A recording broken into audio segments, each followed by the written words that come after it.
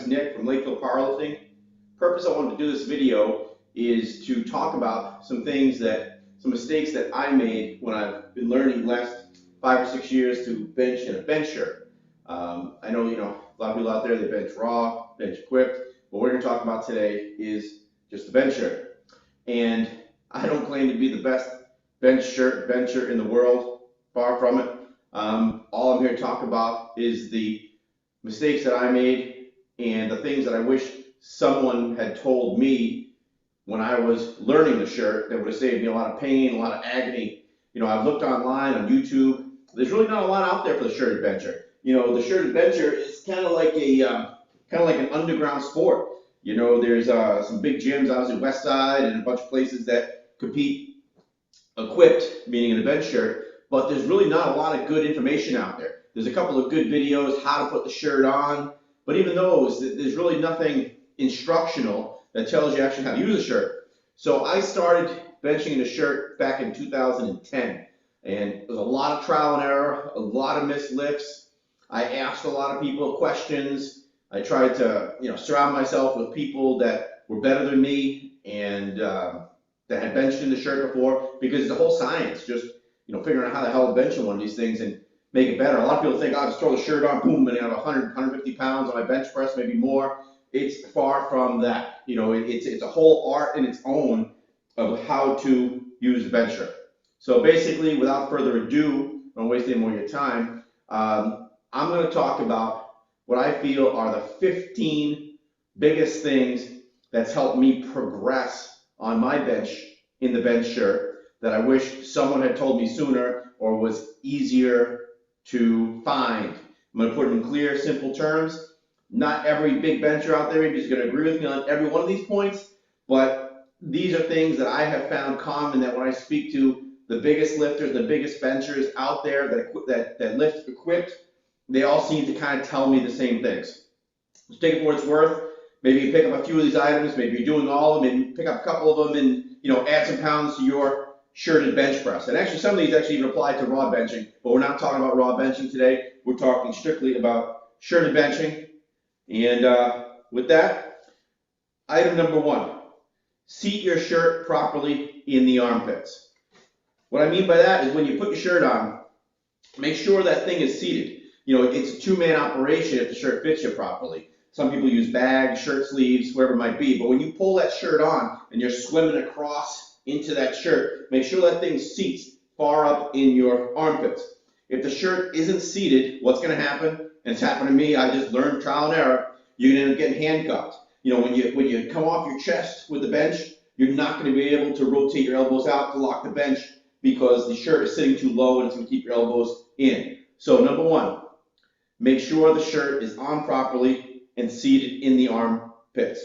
Not going to get into how to put the shirt on. There's plenty of videos that'll go over that. But just make sure the damn thing's seated up in the armpits. Second thing, don't overjack the collar.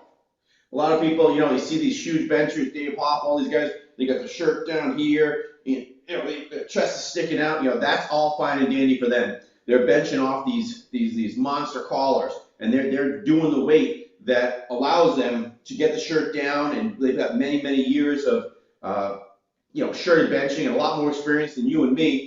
And these guys are handling 1,900 pounds, and they can bench off that. If you or I overjack that shirt, yeah, it's going to be easier to come off the chest. But again, it goes back to that same thing. You're going to get handcuffed because you're going to come down, and then when you get up here, you're not going to be able to rotate your elbows out. So you don't want to overjack the shirt, meaning dropping the collar until you're ready for it. My feeling is that shirt shouldn't even be jet unless you're well north of 600 pounds. Don't overjack the shirt. Me, I'm still learning this progress. My best bench in single-ply, I bench in this Titan Super Katana. It's closed back, single-ply. My best bench in this was 500 pounds. I think that was pretty good for me. A lot of guys do a lot more than that. But I remember getting a single-ply shirt with 400 pounds and having it almost stapled to my face. So the fact that I was able to learn how to bench 500 pounds in this shirt, that was huge progress for me.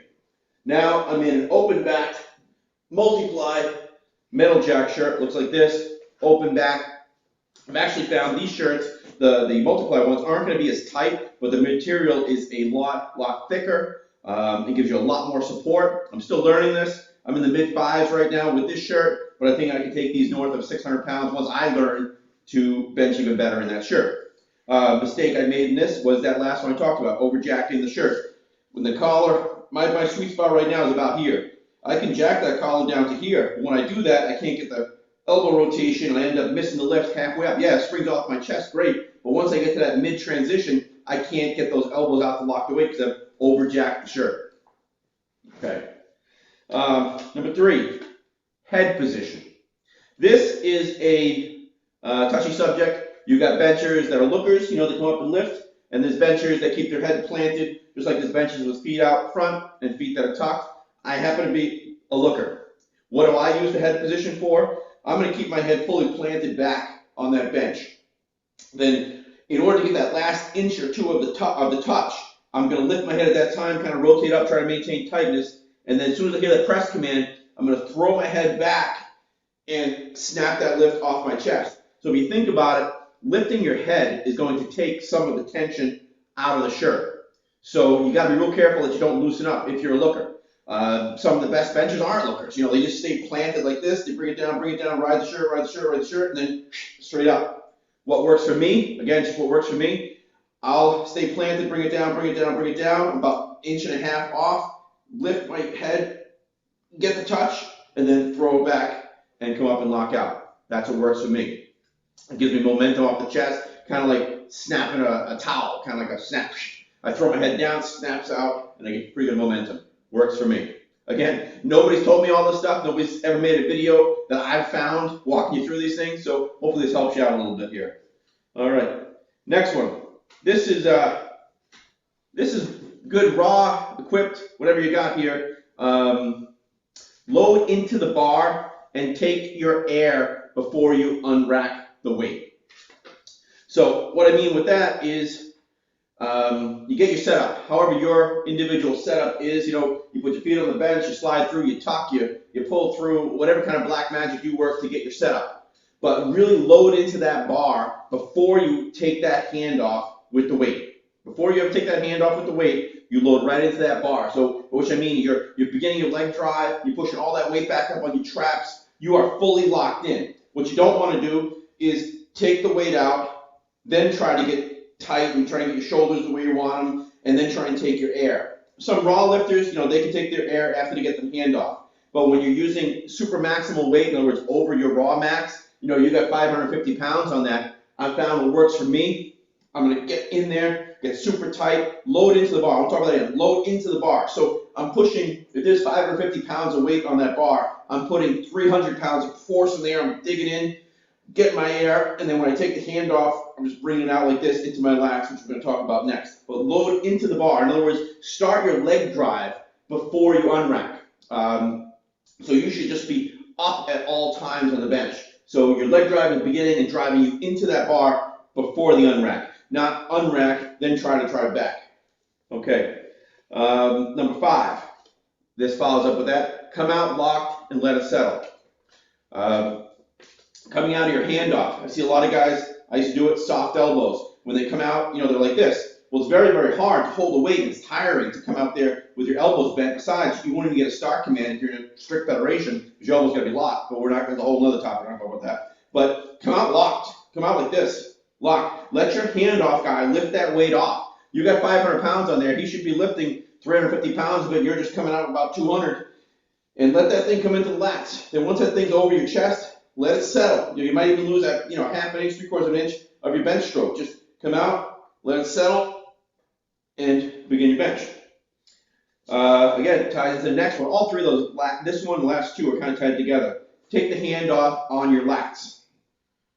When you come out, again, on your lats, not high. A lot of people take their hand off a little too high. So you're kind of up on the chest plate, you're up on your delts, down here in your lats, just like that. Take your hand off. Take your hand off already in the bench path that you want to bench in, which you get to in a minute. But you shouldn't have to take your hand off, then put it into the bench path that you want. You want to take the hand off right into the path of where you're going to bench, which should be right over your lats. for most benches, raw equipped, but more so on the equipped, you're going to be a little lower on your bar path. Next thing, this is a huge tip right here. A million people have talked about this, but this one here really made a difference for me. I credit Brian Carroll for this one here. I mean, a lot of people told me this. He just happened to be the one who told me this, clicked in my mind. Bend the bar hard. Activate those lats on the way down. I had a problem last year. I was doing good weights off of boards, and you know, I was feeling confident with the bench, but I couldn't get a real fluid motion coming off the chest. Sometimes I lose it in the middle. Sometimes it would be a clean press. Sometimes it was ugly. I just couldn't put it all together. And this one cue that he told me, and again, a lot of people probably talk about it, he had told me, bend the bar hard on the way down. So, got the bar, think about bending. You're not going to bend it. You're really engaging those lats, Bend it all the way down, all the way down, all the way down. And I'm trying to just keep the lats tight all the way down. And then it'll really tighten up your back. Work for me to keep the weight on my lats and keep everything tight. That was a huge cue for me. That one was huge. Next one is tied in. Stay up at all times. Don't let yourself collapse. That's raw or equipped.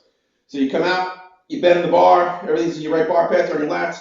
You bring that thing down, spread the bar. Think about the thing I put in my mind is like, imagine trying to like bend a bar over your chest, or like you're bending a bar over your knee. So I'm trying to bend that and put my chest out at the same time. I'm trying to pull it apart and bend it over my chest.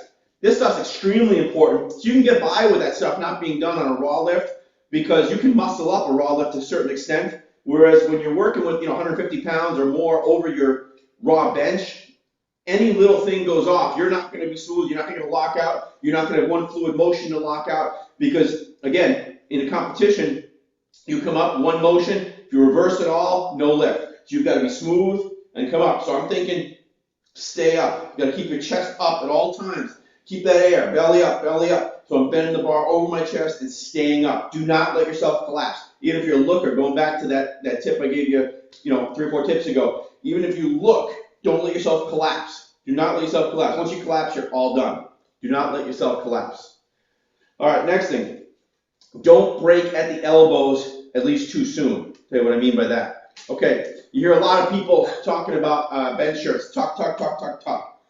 I have found, again, works for me, might not work for you, work for me. Okay, and I see a lot of guys I bench with that when they start doing this, it's better. Okay, so in other words, you're coming down your descent. Don't tuck. Don't break your elbows right away. The minute you break those elbows, you're releasing tension. You're tucking because you have to tuck, because maybe you have to touch. Maybe you got to loosen it up so you can get down to a touch.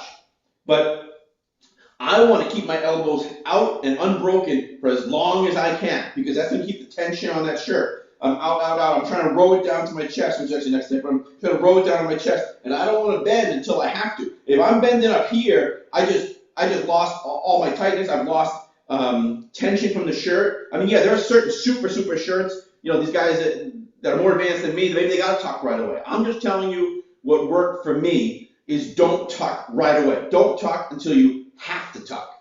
And that should come maybe right about down here when you're trying to get those last few inches of touch and you have to tuck. But come out locked and stay locked and just don't tuck until you have to tuck. It keeps the tension. The thing I keep going in my mind is think of a bench shirt like a towel stretched across, or a band stretched across your chest. So if I tuck, I'm going to lose my tension. So I want to keep those elbows out. I want to keep that thing tight. I'm trying to bend it over my chest, and then pop it up. All right. Feel the bar descend into the bubble. That'll come with time. The more time in your shirt, you'll learn that bar path and what it feels like. You don't want to go away from the tension. Your natural response, which I did, is you're coming down and like, wow, this pressure's unbelievable. So maybe you go high, maybe you go low, but you go away from the tension. You got to go right into that tension. And you just have to come straight down into what we call the bubble. The bubble is that fine line of tension on your bar path. So I'm coming down, I'm constantly feeling that. Like I feel it, am I a little high? Do I correct a little lower? Am I a little low? Do I pull it back a little bit? I want to ride that bubble of tension. So I want to be at peak tension all the way down to the touch. Because I know in my mind that the more tension that I have on that shirt, the easier lift's going to be. So descend into the bubble, learn to feel it. You know what? Throw a bench shirt on, put some lightweight, put 225 on the bar. Come down low, see what it feels like. Come down high, see what it feels like. Come down into the bubble, see what it feels like. Learn the bubble of the shirt, which just say 225 on there, and you'll see where the tension is. Wow, okay, here I've got no assistance. I'm up high, got no assistance, I'm getting choked. I want to come right down to that bubble.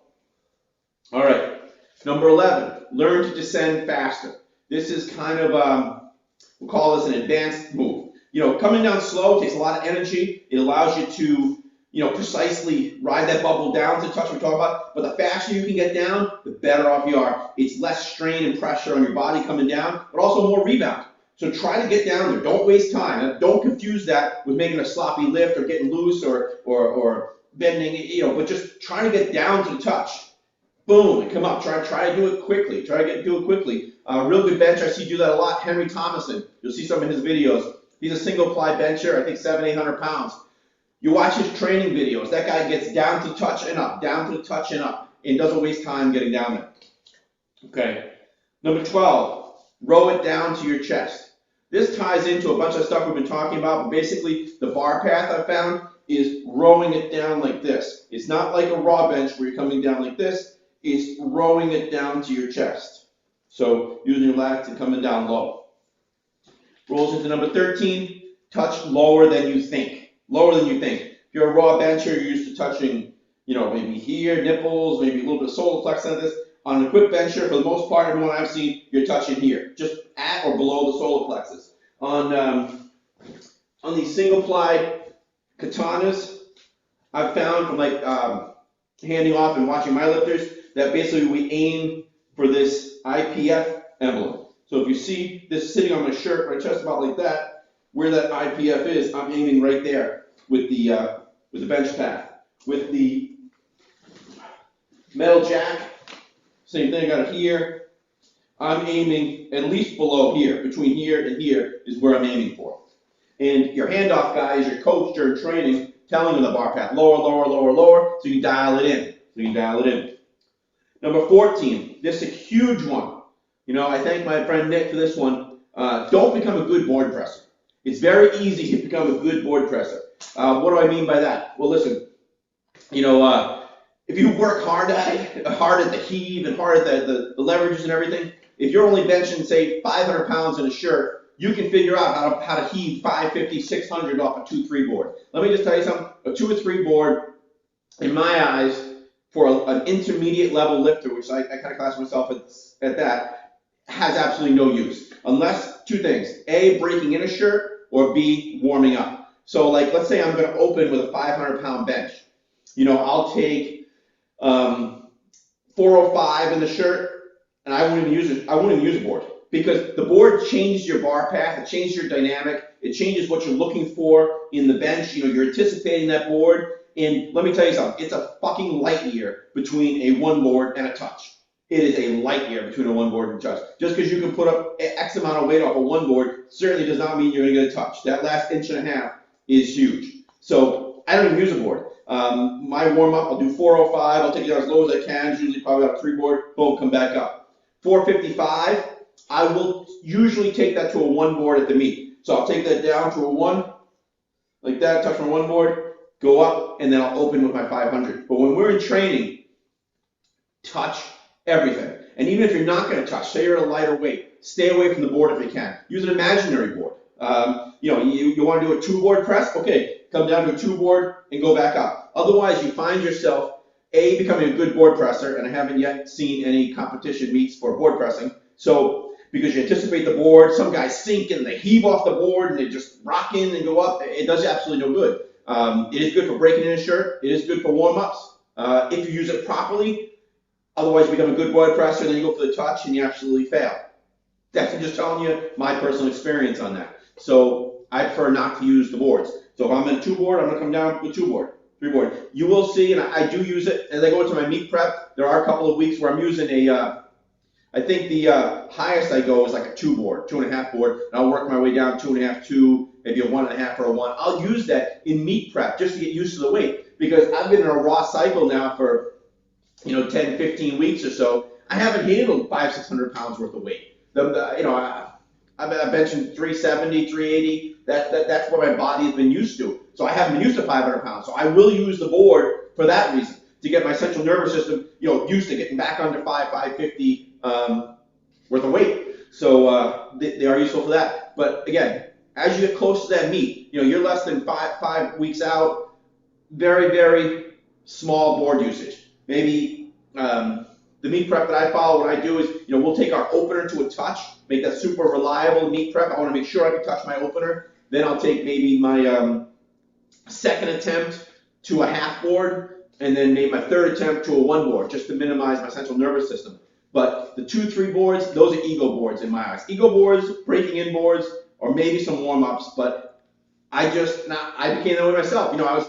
I was heaving 550 off these boards, trying to get a touch out of 500, and it went to shit. So don't become a good board presser, unless there's a competition for that, and then go for it.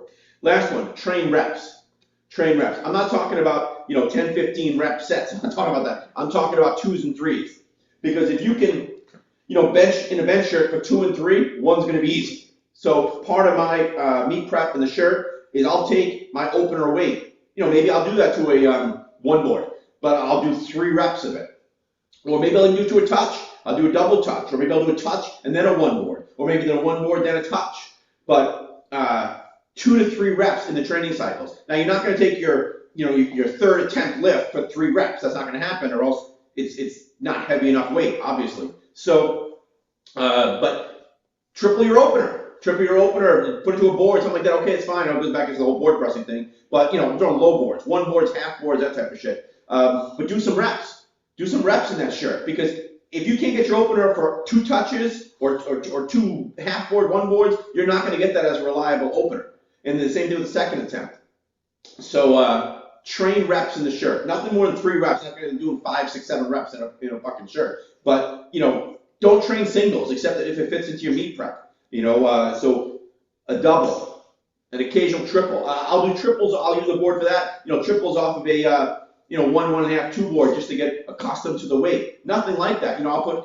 So say I'm coming out of my raw cycle right now. I'll jump into, say, 455 pounds. It's below my opener. I'll take that to a 2 board. Again, part of the whole central nervous system, getting accustomed to the weight, but do that for a double or a triple off a 1 or 2 board. Just get my body used to it as I'm rolling into meet prep. But train reps. Again, Henry Thomason, huge. I love his benching. Go check out his videos. Henry Thomason does most part single ply, a little bit of multiply. I think he's a Titan sponsored lifter. But you'll see him doing reps all the time in the shirt.